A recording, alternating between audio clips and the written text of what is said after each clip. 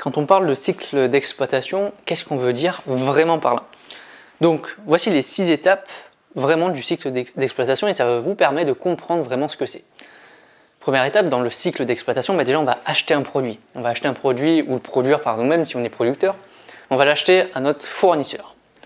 Deuxième chose, on va payer notre fournisseur. Alors, s'il n'accorde pas de délai de paiement, bien sûr. Par contre, s'il accorde un délai de paiement, le cycle d'exploitation va être rallongé. Parce qu'on ne va pas payer tout de suite notre fournisseur, mais on va le payer peut-être dans 30 jours ou dans 60 jours. Troisième chose, une fois qu'on a acheté notre produit, le fournisseur il va nous le livrer. Et donc, on va stocker cette marchandise dans notre zone de stockage ou dans un entrepôt pour l'entreprise. Une fois qu'on aura stocké cette marchandise, donc on va être à la quatrième étape, on va devoir le mettre à disposition de la clientèle maintenant. Si on veut pouvoir le vendre, il faut que le client il puisse y avoir accès, qu'il puisse le voir ou qu'il puisse le consulter, qu'il puisse avoir au moins une photo du produit pour pouvoir l'acheter. Donc là, ensuite, une fois qu'on a stocké, on va pouvoir le mettre à disposition du produit dans le magasin directement. Ensuite, l'objectif de cette mise à disposition du produit, c'est bien sûr de pouvoir vendre au client. Donc le client, une fois qu'il aura vu votre produit, il va le prendre dans votre caddie où il va commander et il va aller en caisse et il va l'acheter. Et après, la fin du cycle d'exploitation se traduit par l'encaissement justement du magasin. Forcément, un client il va acheter votre produit, il va vous payer. Et heureusement, sinon vous ferez faillite. Donc vous voyez, le cycle d'exploitation, c'est tout simplement un cercle qui est comme ça. C'est-à-dire qu'une fois que vous avez encaissé, vous allez racheter le même produit, vous allez, si jamais il marche, vous allez racheter ce produit, vous allez payer votre fournisseur, s'il n'y a pas de délai de paiement. Vous allez stocker votre marchandise, puis après vous allez mettre à disposition votre marchandise, puis après vous allez le vendre à votre client et enfin vous allez encaisser justement votre vente de la part du client, ce qui va vous générer du chiffre d'affaires. Donc ça c'est vraiment le cycle d'exploitation. La durée du cycle, il y a plein de variables différentes qui vont faire varier le cycle.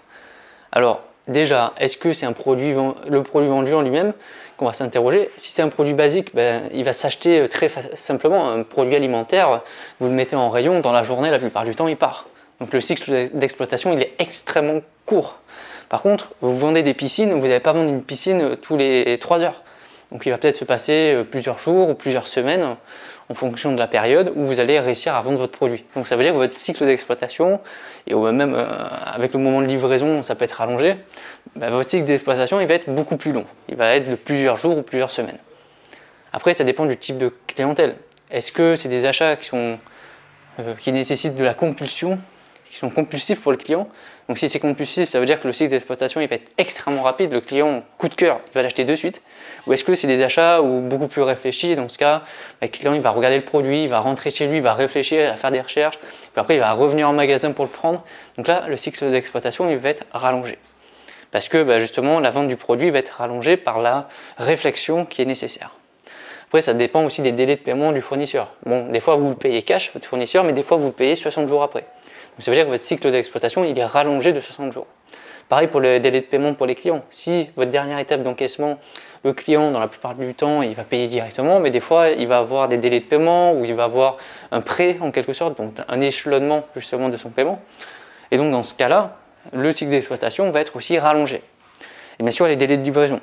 Donc ça veut dire peut-être que vous allez encaisser le client, mais le client, il va être livré que dans plusieurs semaines si c'est un produit qui est extrêmement rare. Donc pareil, on considérera que le cycle d'exploitation il est terminé à partir du moment où le client il a payé et qu'il a le produit dans ses mains chez lui.